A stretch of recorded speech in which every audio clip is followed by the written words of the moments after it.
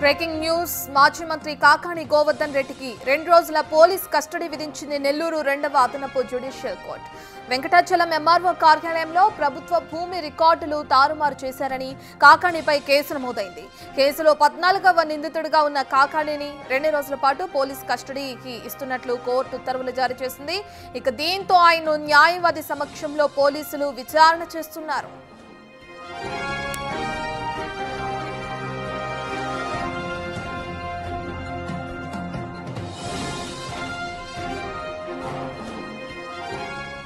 Venkatachalam MRO కార్యాలయంలో ప్రభుత్వ భూమి రికార్డులు తారుమారు చేశారనే కేసులో అటు 14వ నిందితులుగా ఉన్నారు కాకాణి గోవర్ధన్ రెడ్డి.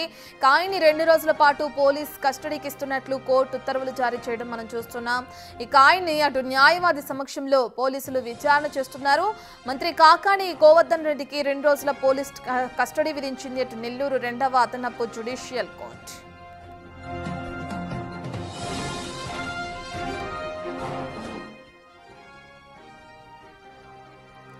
పూర్తి డీటెయిల్స్ అందించడానికి మా ప్రతినిధి సురేందర్ అందుబాటులో ఉన్నారు.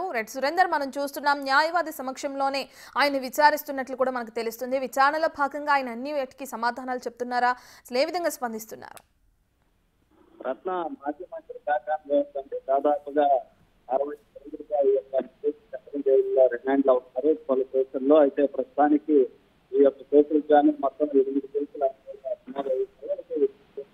కేసులు ఈ యొక్క బెయిల్ కూడా మంజూరైంది. మిగతా 5 కేసుల్లో ఈ యొక్క రిమాండ్ లో ఉన్నటువంటి పరిస్థితి. అయితే ఈ యొక్క వెంకటాచలం పోలీస్ స్టేషన్ పరిధిలోనే ఈ యొక్క వారు పీటీ వారెంట్ పాడటం జరిగింది. పీటీ వారెంట్ పాడటంతో ఈ యొక్క మాజీ మంత్రి కాకాణి పోలీస్ కస్టడీ తీసుకు కూడా కోర్టు ఉత్తర్వులు జారీ చేసింది. దీంట్లో భాగంగా వెంకటాచలం పోలీసులు ఈ యొక్క వెంకటాచలానికి సంబంధించినటువంటి ఎంఆర్ఓ కార్యాలయంలో ప్రభుత్వ భూమి రికార్డులను తారుమారు చేశారంటూ కూడా ఈ యొక్క కేసు నమోదైంది. ఈ యొక్క కేసులో 14వ నిందితుడిగా మాజీ మంత్రి కాకాణి గోవర్ధన్ రెడ్డి ఉన్నారు. ఈ యొక్క 2 రోజుల కస్టడీలోకి ఇప్పటికే తరలించినట్లు చెప్తోంది. అయితే ఈ యొక్క 2వ అదనపు జ్యుడిషియల్ మెజిస్ట్రేట్ ఇచ్చినటువంటి ఉత్తర్వుల ప్రకారం కాకాణిని ఈ రోజు రేపు 2 రోజుల పాటు విచారించున్నారు. ఈ యొక్క ఎంఆర్ఓ ఆఫీసులో కార్యాలయంలో ఈ భూ రికార్డులు తారుమారుకు సంబంధించినటువంటి విషయాలపైన ఆయన 2 రోజుల పాటు విచారించారు. ఈ 2 రోజుల్లో కూడా ఇప్పటికే పలు కేసుల్లో కాకాణిని విచారించినప్పటికీ కాకాణికి ఎలాంటి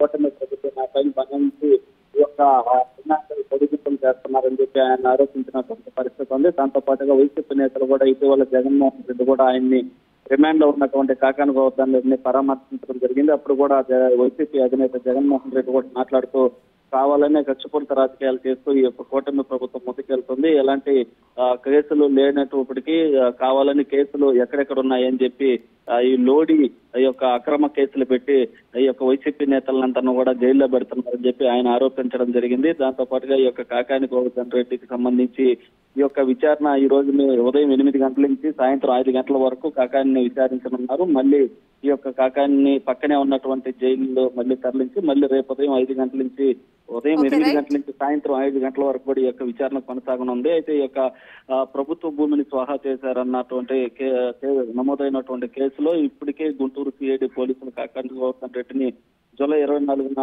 ఇటు విచారించడం జరిగింది. దాంతో పాటుగా కోర్టు ఎదుట కూడా హాజరుపరచడం జరిగింది. అయితే ఆగస్టు 7 వరకు యొక్క జ్యుడిషియల్ రిమాండ్ ఉన్నటువంటి నేపథ్యంలో ఈ 2 రోజుల పాటు కాకాణి గోవర్ధన్ రెడ్డిని విచారిస్తున్నారు రత్న. అయితే ఈ 2 రోజుల పాటు విచారణలో ఎలాంటి విషయాలు బయటపడతాయని చెప్పి కూడా ఎంతో ఆసక్తి ఎదురు చూస్తున్నటువంటి పరిస్థితి అయితే ఉంది రత్న.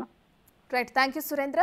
వెంకటాచలం ఎంఆర్ఓ కార్యాలయంలో ప్రభుత్వ భూమి రికార్డులు తారుమారు చేశారనే కేసులో 14వ నిందితులుగా ఉన్నారు కాకాణి గోవర్ధన్. అయితే దీనికి సంబంధించి కోర్టు 2 రోజుల పోలీసు రిమాండ్ విధించింది. ఇక న్యాయవాది సమక్షంలో ఆయన విచారణ కొనసాగిస్తున్నారు అధికారులు. ఇక ఈ విచారణలో భాగంగా ఎటువంటి అంశాలు తెరపైకి వస్తాయి అనేది వేచి చూడాల్సిన